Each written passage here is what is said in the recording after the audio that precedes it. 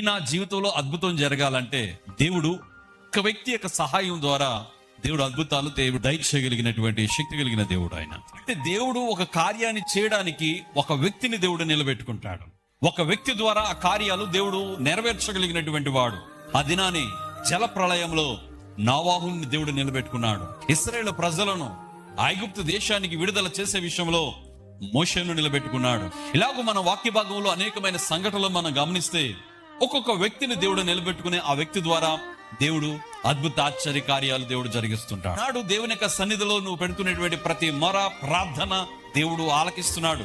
అది దేవుడు తన సేవకుడు ద్వారా అనేక సార్లు ఆ సంకల్పాన్ని, ఆ కార్యాలను, ఆ నెరవేర్పును దేవుడు తన వాక్యము ద్వారా కానీ, ప్రవచనాత్మకంగా ద్వారా కానీ, ప్రార్థనా పూర్వకంగా కానీ దేవుడు నీకు, నాకు, మనందరికీ కూడా తెలియజేయగలిగినటువంటి వాడు, అందించగలిగినటువంటి వాడు, సహాయం చేయగలిగినటువంటి వాడు.